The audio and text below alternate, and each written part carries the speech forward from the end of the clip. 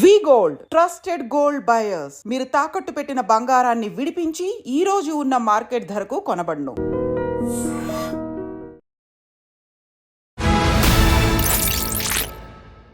అందరికీ నమస్కారం. నేను Swaroopa Potlapalli. Welcome to I dream.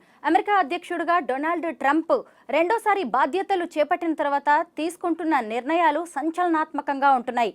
ముఖ్యంగా అమెరికాలోని విద్య, ఆరోగ్య సంరక్షణ, అలాగే క్రీడలు, సైన్యం నుంచి ట్రాన్స్జెండర్స్ను తీసివేయాలంటూ ఆయన ఎగ్జిక్యూటివ్ ఆర్డర్ మీద సైన్ చేయడం అనేది ఇప్పుడు వివాదాస్పదంగా మారింది. ఈ నిర్ణయం మీద ట్రాన్స్జెండర్స్ నుంచి విపరీతమైన వ్యతిరేకత వస్తుంది. తమ జీవితాలను ఈ గవర్నమెంట్ డెసిషన్ అనేది చాలా ఇన్ఫ్లుయెన్స్ చేయబోతోందని వారు అంటున్నారు. ప్రస్తుతం నాతో పాటు ట్రాన్స్జెండర్స్ హెల్త్ ఎక్స్పర్ట్, అలాగే ట్రాన్స్జెండర్స్ రైట్స్ యాక్టివిస్ట్ అయిన రచన ముద్రబోయిన గారు ఉన్నారు. ఆవిడతో మాట్లాడదాం. నమస్తే రచన గారు. అయితే ముందుగా డొనాల్డ్ ట్రంప్ మొన్న ఆయన స్పీచ్లో అమెరికాలో ఉండేవి 2 లింగాలు మాత్రమే, 2 జెండర్స్ మాత్రమే, అది కూడా మేల్ ఫీమేల్ మాత్రమే అన్నారు. What about LGBT community? అచ్చా, సో యాక్చువల్గా యాంటీ ట్రాన్స్జెండర్ ఏదైతే ఎగ్జిక్యూటివ్ ఆర్డర్ ఉందో ఆయన సైన్ చేశారు 20వ తారీఖు. దాన్ని ఆయన స్పీచ్లో కూడా చెప్పాడు, 2 జెండర్స్. ఇట్స్ నాట్ అంటే ఆ ఆర్డర్లో చూస్తే జెండర్ అనేదే లేదు. యాక్చువల్గా జెండర్ అనేదాన్ని పూర్తిగా రద్దు చేసినట్టు ఆర్డర్ ఉంది. అంటే సెక్స్ ఏదైతే అసెండ్ ఎట్ బర్త్, ఏ సెక్స్లో అయితే పుడతారో మేల్ ఫీమేల్ అనేది, అవి 2 మాత్రమే ఉన్నాయి. జెండర్ ఐడెంటిటీ అనేది లేదు అనేసి క్లియర్గా ఆర్డర్ స్టేట్ చేస్తుంది.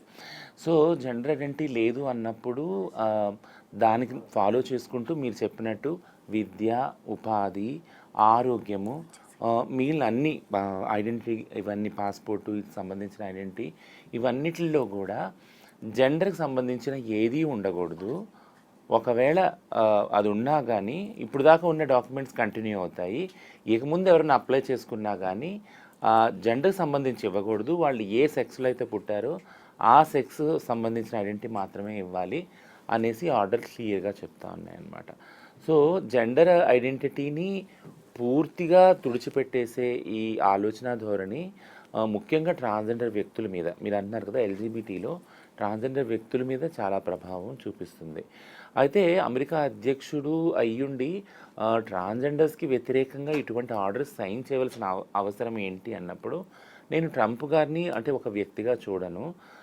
ఆయన ఒక ఆలోచన విధానంగా నాకు కనపడుతుంది. అమెరికా యొక్క ఏదైతే వైట్ సుప్రిమసీ అంటాం కదా, వాళ్ళు అక్కడ వాళ్ళ ఆలోచన విధానం ఎల్జీబీటీ వాళ్ళని, అలానే మైగ్రెంట్స్, బ్లాక్ ఏదైతే బ్రౌన్ వాళ్ళు ఉన్నారో వాళ్ళని, ముస్లిమ్స్ని, మిగిలిన మాజరైజ్ గ్రూప్ ఏవైతే ఎథనిక్ గ్రూప్స్ ఉన్నాయో వాళ్ళ హక్కులన్నీ, ముఖ్యంగా మళ్ళీ మహిళలు, పిల్లలు, వాళ్ళ హక్కుల్ని కాలరాసే ఒక ధోరణి, ఆలోచన ధోరణి అమెరికా వ్యాప్తంగా అది కనిపిస్తుంది. అది ఈ ఎగ్జిక్యూటివ్ ఆర్డర్లో ప్రతిబింబిస్తుంది.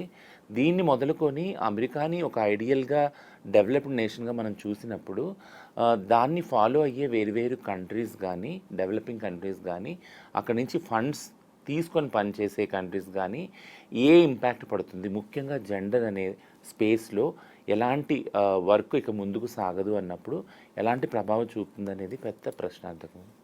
అయితే డొనాల్డ్ ట్రంప్ అనే వ్యక్తి ఈ ఎల్జీబీటీ కమ్యూనిటీ విషయంలో ఇవాళ కొత్తగా తీసుకున్న నిర్ణయం కాదు. మొదటిసారి ఆయన ప్రెసిడెంట్ అయినప్పుడు కూడా ఇక మీదట సైన్యంలో కానీ ఇతర రంగాల్లో ట్రాన్స్జెండర్స్ని అపాయింట్ చేయము అని చెప్పారు. ఇప్పుడు చూస్తేనేమో ఏకంగా ఉన్న వాళ్ళనే తీసివేస్తున్నారు. పైగా వాళ్ళందరినీ తీసివేసేటప్పుడు ఈ ట్రాన్స్జెండర్స్కి సమున్నత గౌరవం కల్పించి పంపిస్తామని కూడా అన్నారు. దీనివల్ల ఇప్పుడు సైన్యంలో అయితే ఆర్మీ నుంచి 15,000 మంది ట్రాన్స్జెండర్స్ని తొలగించబోతున్నారు. మీరేమంటారు దీని మీద? తొలగించటము కాదు, అంటే అంతకైనా ప్రమాదకరం. అంటే వాళ్ళకున్న ఏదైతే ఇప్పుడున్న పరిస్థితిలో ఇప్పుడిప్పుడే స్కూల్స్లో మొదలు పెట్టుకొని జాబ్స్లో ఏదైతే సెటిల్ అవుతున్నారో ఆ జెండర్ స్వేచ్ఛని, ఏదైతే డైవర్సిటీని వాళ్ళు ఇప్పుడిప్పుడే సాధించుకుంటున్నారో మా ట్రాన్స్జెండర్ వ్యక్తులు ముఖ్యంగా అమెరికాలో, అదంతా రివర్స్లో వెళ్ళింది. ఇంతకుముందు మీరు అన్నట్టు వాళ్ళని గౌరవంగా సాగనంపుతారు. ఇప్పుడు ఆ గౌరవం అనేది ఆ టోనే కనపడట్లేదు ఆ ఎగ్జిక్యూటివ్ ఆర్డర్లో. అక్కడ కనపడుతుంది ప్రత్యక్షంగా ఏంటంటే సమూలంగా లేదు, మీరు ఇక్కడ లేరు, ఓన్లీ 2 జెండర్లు, మేల్ ఫీమేల్. మీకు ఇష్టమైతే ఇందులోనే సెట్ కండి, లేకుంటే లేదు. ఉదాహరణకి ఇప్పుడు నాకు ఒక ఫ్రెండ్ ఉంది అమెరికాలో, ట్రాన్స్జెండర్. ఆమె ట్రాన్స్జెండర్ మహిళ, 15 సంవత్సరాల క్రితం ట్రాన్సిషన్ అయిపోయింది, ఫీమేల్గా పాస్పోర్ట్ ఉంది. ఇప్పుడు 5 సంవత్సరాల్లో ఆమె రెన్యూవల్ చేసుకోవాలి. ఒకవేళ ఆ రెన్యూవల్కి వెళ్తే ఆమె మహిళగా పూర్తిగా ట్రాన్సిషన్ సర్జరీస్ చేసుకుంది, బట్ న్యూ అప్లికేషన్స్ యాక్సెప్ట్ చేయరు. ఒకవేళ తీసుకున్నా కానీ మేల్ ఫీమేల్లోనే, అంటే నువ్వు ఏ సెక్స్లో అయితే పుట్టావో ఆ సెక్స్లో నీకు ఐడెంటిటీ ఇస్తారు. విచ్ మీన్స్ లైక్ ఇప్పుడు ఆమె ట్రాన్స్జెండర్ మహిళ, తను పుట్టినప్పుడు మేల్ అయితే మేల్గా పాస్పోర్ట్ వస్తుంది. విచ్ మీన్స్ లైక్ పాస్పోర్ట్కు అప్లై చేయకపోవచ్చు చాలామంది, ఎందుకంటే అది మేల్గా వచ్చినప్పుడు వాళ్ళకి ఒక కాన్ఫ్లిక్ట్ అక్కడ ఏర్పడుతుంది, మేల్గా అయితే వాళ్ళు కనపడరు. సో వాళ్ళ మూమెంట్ ఏదైతే ఉందో అది రెస్ట్రిక్ట్ అయిపోతుంది.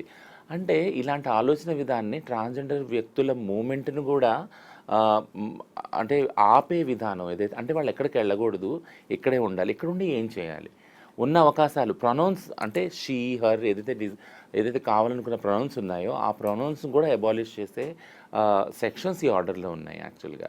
సో ఓన్లీ మేల్ ఫీమేల్, అది కూడా సెక్స్ ఏదైతే పుట్టారో అందులోనే, ఇవన్నీ చూసుకుంటా ఉంటే ట్రాన్స్జెండర్ వ్యక్తులతో అసలు ఏం చేయాలనుకుంటున్నారు? వాళ్ళ మూమెంట్ని రెస్ట్రిక్ట్ చేసి వాళ్ళు ఉన్న దేశంలో వాళ్ళకి ఏది కూడా ఉపాధి విద్య కలగనీయకుండా, హెల్త్ ఫెసిలిటీస్ ఇవ్వకుండా అసలు ఏం చేయాలనుకుంటున్నారు అనేది ఒక పెద్ద అంటే ప్రమాదం కూడా పొంచి ఉన్నదని అనుకోవచ్చు. సెకండ్ సైడ్ ఏంటి అంటే ఇది జెండర్ మీద ఎలా ఇంపాక్ట్ చేస్తుంది. ఉదాహరణకి 1972లో స్వీడన్ మొట్టమొదటి దేశం ఏదైతే ట్రాన్స్జెండర్ వ్యక్తులకి ఒక లాన్ తీసుకొని వచ్చింది, ట్రాన్సిషన్కి సంబంధించి కానీ డాక్యుమెంట్స్ మీద ట్రాన్స్ అని కానీ. ఆ తర్వాత 1976లో ఇరాన్ తీసుకొని వచ్చింది.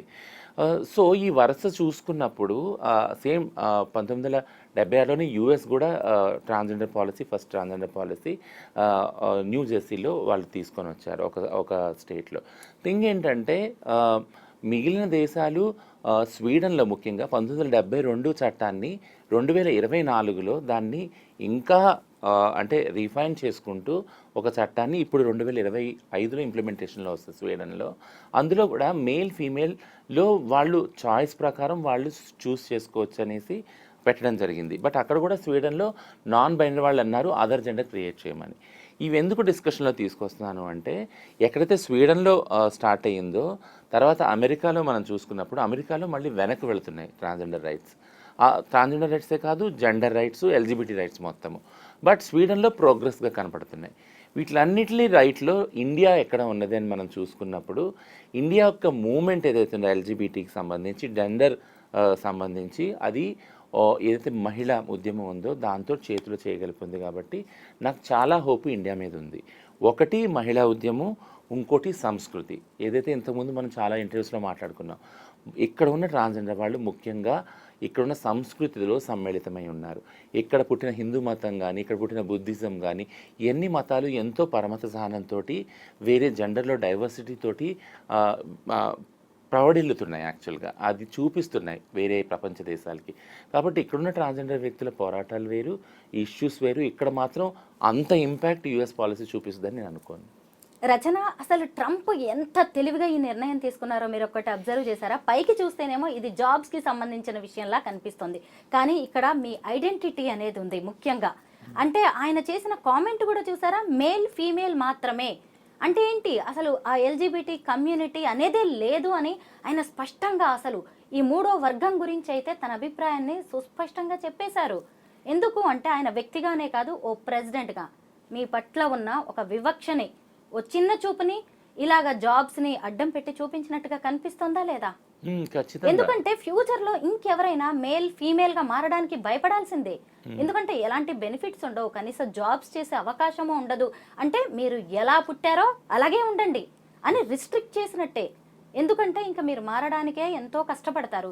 ఇలాంటి గవర్నమెంట్ లాంటి వాళ్ళు కూడా మీ మీద ఇంత ఆంక్షలు విధిస్తే ఎలా బతుకుతారు అమెరికా లాంటి చోట? మళ్ళీ ఇది రెండు విధాలుగా నేను చూస్తున్నాను. ఒకటి ఏంటంటే జెండర్ అనే దాన్ని పూర్తిగా రూపుమాపటంలో ఉన్న ఉద్దేశం ఏంటంటే పితృస్వామి ఏవైతే భావజాలం ఉందో, అంటే మీరు పురుషులయ్యి ఆడవారికి సంబంధించిన ట్రాన్స్ఫర్కి సంబంధించిన నిర్ణయాలు కూడా మీరే తీసుకుంటారు. వారి ఐడెంటిటీ ఎలా ఉండాలి, అది వాళ్ళకి సంబంధించిన చట్టాలు ఎలా ఉండాలని మీరే నిర్ణయిస్తారు. ఇది చాలా ప్రమాదకరమైంది కదా. ఆడవారు వాళ్ళు ఎలా ఫీల్ అవుతారు అనేది ఆడవారే చెప్పాలి, ట్రాన్స్ వాళ్ళు ఎలా ఫీల్ అవుతారు అనేది ట్రాన్స్ వాళ్ళే చెప్పాలి. వాళ్ళ మాట వినకుండా నిన్ను ప్రొటెక్ట్ చేయడానికి మేమున్నాము అనేది అదొక థర్డ్ వాయిస్ అవుతుంది యాక్చువల్గా. అంటే అది అవుటర్ వాయిస్ అవుతుంది, నిన్ను నేను ప్రొటెక్ట్ చేస్తాను. ఈ ఎగ్జిక్యూటివ్ ఆర్డర్లో మీరు చూసినప్పుడు ప్రిజన్కి సంబంధించిన కూడా చాలా రెస్ట్రిక్షన్స్ మార్చేశారు.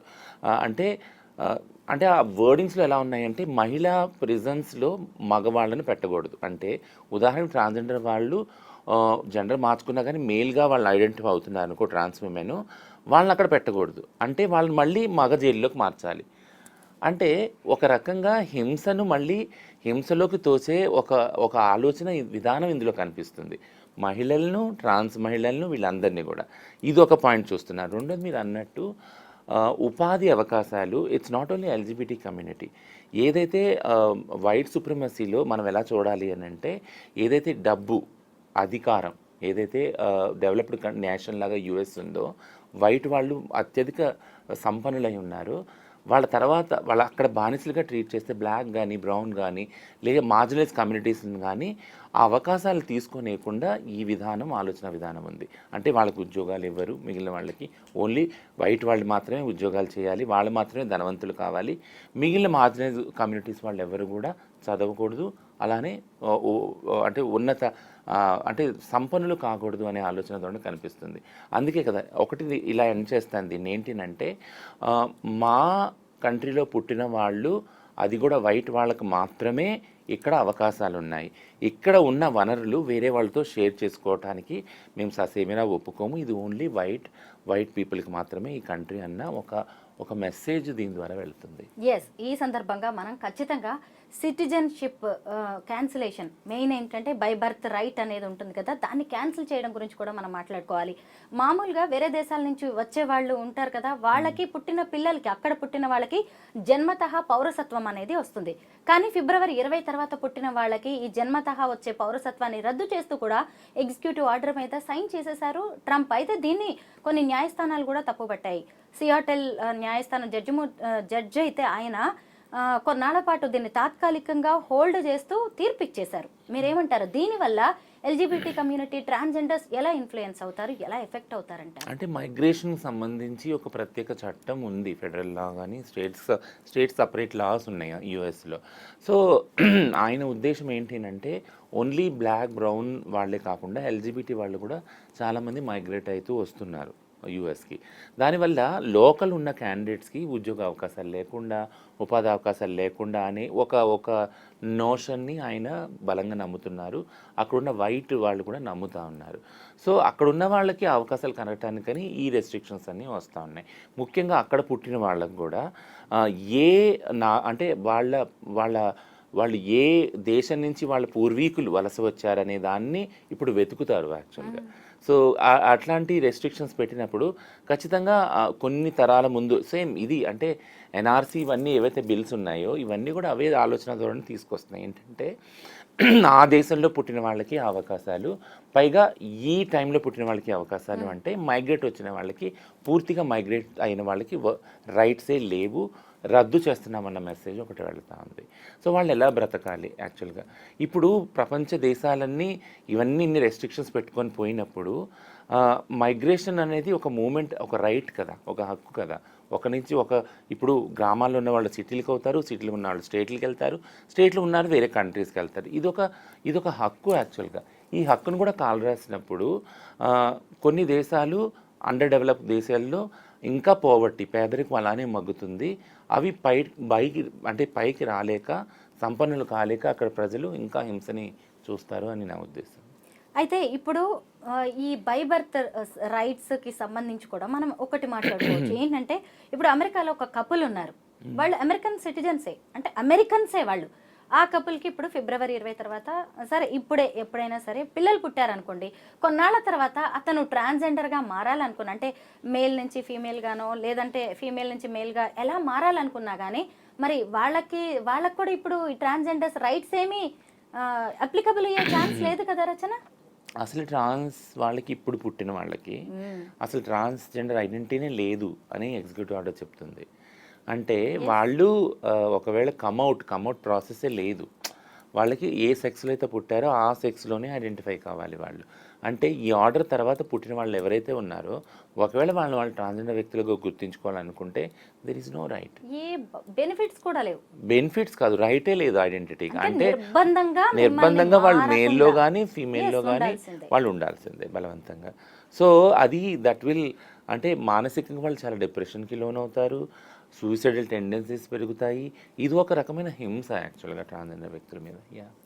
మన దగ్గర ఎలా ఉన్నాయి ఈ ఎల్జీబీటీకి సంబంధించి రైట్స్? సో మన దగ్గర ముఖ్యంగా మనం మాట్లాడుకున్న 2014లో సుప్రీంకోర్టు జడ్జిమెంట్ ఇచ్చినప్పుడు అమెరికన్కి సంబంధించిన ఏదైతే లాస్ కానీ పాలసీస్ కానీ ఒక భాగమై ఉంది అంతే. అంటే దాన్ని కోట్ చేయడం జరిగింది. అది కాకుండా వేరే ఇంటర్నేషనల్ వైడ్గా ఏవైతే పాలసీస్ లాస్ ఉన్నాయో వాటిలన్నిటిని చూసుకుంటా, అలాగే మన కల్చర్లో ముఖ్యంగా మనం మాట్లాడుకున్నాం కదా, తులసీదాస్ రామాయణంలో ఒక స్టోరీ ఉంది. రాముడు వనవాసంకి వెళ్తున్నప్పుడు ఎవరైతే అయ్యలారా అమ్మలారా నేను ఇక్కడి నుంచి వెళుతున్నాను సరైనది దాటి 14 సంవత్సరాల తర్వాత నేను వస్తాను మీరు వెళ్ళండి అంటే కొంతమంది ఆయన కోసం వెయిట్ చేసి చూశారు. ఆ 14 సంవత్సరాలు కూడా తిరిగి వచ్చాక వాళ్ళు ఎవరు అంటే కిన్నెర్లు. సో అలాంటి ఏవైతే అలానే బుద్ధిజం నుంచి కొన్ని స్టోరీస్, జైనిజం నుంచి కొన్ని స్టోరీస్, అవి ఒక కేస్ స్టడీస్ లాగా నాల్సా జడ్జిమెంట్కి వెళ్ళినాయి. ఏం చెప్తా ఉన్నాను అంటే కల్చర్లో సమ్మిళితమయ్యి కల్చర్లో భాగంగా ట్రాన్స్జెండర్ వ్యక్తులు ఈ దేశంలో ఉన్నారు. కాబట్టి మన బ్యాక్గ్రౌండ్ మన ఐడెంటిటీ అనేది ఒక రిలీజియన్ కల్చర్ బేసిస్గా వస్తుంది. కాబట్టి మనకి ఇది అసలు క్వశ్చన్ మార్కే కాదు. అది అమెరికాలో ఇప్పుడు దాకా అన్నారు కదా వెస్టర్న్ ఇంపాక్ట్ అని. This is called western impact యాక్చువల్గా. ఇప్పుడు వెస్టర్న్ ఇంపాక్ట్ ఏంటి, వాళ్ళ ఆలోచన ధరలు అనేది క్లియర్గా కనపడుతుంది. రచన, ఇక్కడ నాకు ఇంకొక క్లారిటీ కావాలి. అయితే ఇప్పుడు యాంటీ ట్రాన్స్జెండర్స్ లా అని చెప్తున్నారు కదా ఇప్పుడు రాబోయేది. అయితే దానిలో ఎల్జీబీటీ కమ్యూనిటీ మొత్తం కూడా ఎఫెక్ట్ అవుతుంది అంతే కదా? ఇప్పుడు సైన్యం నుంచి, అన్నిటి నుంచి, క్రీడల నుంచి, అలాగే విద్య, ఆరోగ్యం అన్నిటి నుంచి వీళ్ళని క్యాన్సిల్ చేసేస్తున్నారు, తొలగిస్తున్నారు. కానీ అందరూ ఏమనుకుంటారు, ట్రాన్స్జెండర్స్ అనగానే జస్ట్ ట్రాన్స్ విమెన్ లేదంటే ట్రాన్స్ మ్యాన్ అనుకుంటారు. కానీ ఎల్జీబీటీ కమ్యూనిటీ గురించి ఒక క్లారిటీ ఇవ్వండి. ఆ కమ్యూనిటీ మొత్తం గురించి చెప్పాలి. ఎగ్జిక్యూటివ్ ఆ క్లారిటీ రావడానికి ఎగ్జిక్యూటివ్ ఆర్డర్ ఏం చెప్తుంది అని చదవాలి. ఆ ఎగ్జిక్యూటివ్ ఆర్డర్లో క్లియర్గా ఏముందంటే ఎగ్జిక్యూటివ్ ఆర్డర్ పేరే యాంటీ ట్రాన్స్జెండర్ ఎగ్జిక్యూటివ్ ఆర్డర్ అది, ఓకేనా? సో ఆ ఎగ్జిక్యూటివ్ ఆర్డర్లో సెక్షన్ 8(7)లో ఏం చెప్తా ఉన్నారు అంటే ఈ ఆర్డర్ ఫోర్స్లోకి వచ్చాక, ఎన్ఫోర్స్మెంట్ అయినాక తర్వాత ఏదైతే స్కూల్స్లో పాలసీ ఉందో ఒక టూల్ కిట్ ఇచ్చారు. యాక్చువల్గా స్కూల్స్లో ఎల్జీబీటీ చిల్డ్రన్స్ కానీ దానికి సంబంధించిన ఎలాంటి సెన్సిటైజేషన్ ఇవ్వాలి, అలానే అక్కడ మొదలుకొని హెల్త్ కేరు, ఇట్లా వేరు ఫీల్డ్స్లో ఎల్జీబీటీ వాళ్ళకి సంబంధించిన ఏవైతే కొన్ని మాడ్యూల్స్ ఇంప్లిమెంట్ చేస్తుందో యూఎస్ గవర్నమెంట్ వాటిలన్నింటినీ విత్డ్రా చేసుకుంటున్నారు. వాడు మీన్ అంటే ఇప్పుడు దాకా సెన్సిటైజేషన్ ఇచ్చారు, ఇక మీద ఆ సెన్సిటైజేషన్ ఉండదు. సో కాబట్టి ఎల్జీబీటీ వాళ్ళు అంటే వాళ్ళకి సంబంధించి వాళ్ళు ఎలా ఉంటారో ఎలా బ్రతుకుతారో అన్నది మాకు అనవసరం. ఓన్లీ వాళ్ళు ఫిక్స్ అయితే మేల్ ఫీమేల్లో సెక్స్లో ఫిక్స్ అవ్వండి. ఇంకా ఎల్జీబీటీకి సంబంధించి ఏ మాటలు కానీ సెన్సిటైజేషన్. ఎల్జీబీటీక్యూ అంటే ఏంటో ఒకసారి చెప్పండి. సో లెస్బియన్, గే, బైసెక్షువల్, ట్రాన్స్జెండర్, ఇంటర్సెక్స్ వాళ్ళకి సంబంధించి కూడా క్లియర్గా అందులో మెన్షన్ చేసింది ఏంటంటే వాళ్ళకి సంబంధించిన టూల్ కిట్స్ ఏవైతే మాన్యువల్స్ ఉన్నాయో అవేవి కూడా చదవకూడదు, వినకూడదు, ఇంప్లిమెంట్ కాకూడదు అని క్లియర్గా ఆర్డర్లో ఉంది. అంటే ఇంత పెద్ద కమ్యూనిటీ ఎఫెక్ట్ అవ్వబోతుంది ఇతను తీసుకున్న నిర్ణయం వల్ల. అవ్వబోతుంది. అక్కడ దేశం తీసుకున్న నిర్ణయం ద్వారా వాళ్ళ ఆలోచన ధోరణి వల్ల ఇంపాక్ట్ అయ్యే కొన్ని కంట్రీస్లో ఉన్న వాళ్ళ గవర్నమెంట్లు కూడా చాలా ఇన్ఫ్లుయెన్స్ అవ్వబోతున్నాయి. ముఖ్యంగా జెండర్కి సంబంధించి ఇంకా వేరు దేశాల్లో ఎలాంటి మార్పులు వస్తాయన్న భయం మా అందరికీ ఆవరించి. అవును, ఒక దేశాన్ని, అందులోనూ అమెరికా లాంటి పెద్దన్న లాంటి దేశం కదా, దీన్ని ఫాలో అయింది అనుకోండి రేపు మన ఇండియా లాంటి చోట కూడా చాలా మార్పులు రావచ్చు కూడా. అది ఇంకొకటి జెండర్ దానిలో మహిళల మీద ఉన్న హింస ఏదైతే ఉందో దాన్ని ఇప్పుడు జెండర్ గురించి మాట్లాడుకున్నప్పుడు జెండర్లో మహిళలకు సంబంధించిన హింస, domestic violence, partner violence, marriage ఇవన్నీ కూడా వస్తాయి కదా, అవన్నీ కూడా మాట్లాడుకోవద్దు ఇప్పుడు మీరు. దాని గురించి కూడా సైలెంట్ అయిపోండి. అంటే ఎల్జీబీటీ, ట్రాన్స్ నుంచి మొదలు పెట్టుకుని ఎల్జీబీటీ తర్వాత మహిళలు, వీటికి సంబంధించిన కేర్ అంతా మేమే తీసుకుంటాము. ఒక మగ ఆధిపత్యము, ఒక వైట్ సుప్రమసీ, ఆలోచన ధోరణి ఇందులో కనపడుతుంది. అది అక్కడ మొదలుకొని వేరే దేశాలకు కూడా పాగుతుందనే ఒక భయం మాత్రం ఎప్పుడు ఉంది. LGBTQ అనే ఈ కమ్యూనిటీ వల్ల ఆ దేశానికి అధ్యక్షుడికి వచ్చిన నష్టం ఏంటి? మీ వల్ల ఎందుకు అక్కడ ఏమైనా ఇబ్బందులు తలెత్తుతున్నాయా? మంచి క్వశ్చన్. అది ఎందుకంటున్నానంటే ఎల్జిబిటీ అనే ఉద్యమం ఏదైతే యుఎస్లో ఉందో అది సివిల్ రైట్స్ మూవ్మెంట్లోంచి దాని ఊపిరి తీసుకుంటుంది. అంటే ఏదైతే హెచ్చు తగ్గులు ఉన్నాయి, వైట్ సుప్రమసీ ద్వారా ఎవరైతే బ్లాక్ అమెరికన్స్ ఉన్నారో, ఎవరైతే అక్కడ స్లేవ్స్గా తీసుకురాబడి అక్కడ వాళ్ళ సివిల్ రైట్స్ మూవ్మెంట్ చేశారో, కొన్ని సంవత్సరాలు, కొన్ని దశాబ్దాలు వాళ్ళ రైట్స్ గురించి, ఈక్వాలిటీ గురించి పోరాడారు. ఆ రైట్స్లో నుంచి వేలునూరుకొని వచ్చింది ఎల్జిబిటీ ఉద్యమం యుఎస్లో. సో దాని ఇన్స్పిరేషన్గా తీసుకున్నప్పుడు ఫస్ట్ ఎల్జిబిటీ అనేది చాలా చిన్న సమూహం, ఆ తర్వాత బ్లాక్స్, బ్రౌన్స్ అనేది ఒక సమూహం, ఆ తర్వాత ముస్లిమ్స్. ఇట్లా ఫస్ట్ ఎల్జిబిటీ నుంచి చిన్న గ్రూప్ నుంచి మనం టార్గెట్ చేసుకుంటూ వస్తే, అది అంటారు కదా లో హ్యాంగింగ్ ఫ్రూట్ అని, దాని నుంచి మనం టార్గెట్ చేసుకుంటూ వస్తే నెక్స్ట్ బ్లాక్స్, బ్రౌన్స్, ముస్లిమ్స్, ఇట్లా అందరినీ కూడా మనం సైలెన్స్ చేయొచ్చు అనే ఒక పాలసీ, ఒక ఆలోచన విధానం ఇది. యా, కరెక్టే. మొత్తానికైతే ఇప్పుడు బర్త్ రైట్ సిటిజన్షిప్ క్యాన్సిలేషన్ గురించి అయితే అందరూ వెళ్ళిపోయారు, పిల్స్ వేశారు. మొత్తానికి అక్కడ న్యాయస్థానాలు కూడా తప్పుపట్టాయి. అలాగే ఇప్పుడు యాంటీ ట్రాన్స్జెండర్స్ యాక్ట్కి సంబంధించి కూడా మీ వైపు నుంచి వచ్చే వాటిని ఖచ్చితంగా కోర్ట్స్ కూడా కన్సిడర్ చేస్తాయని అనుకుంటున్నాం. ఖచ్చితంగా. ఇప్పుడు ఎప్పుడైతే ఈ ఆర్డర్ వచ్చింది, ఎగ్జిక్యూటివ్ ఆర్డర్, మా ఎల్జిబిటీ గ్రూప్స్ అన్నీ రెడీ అయిపోయినాయి దీన్ని ఎలా ఛాలెంజ్ చేయాలి అని.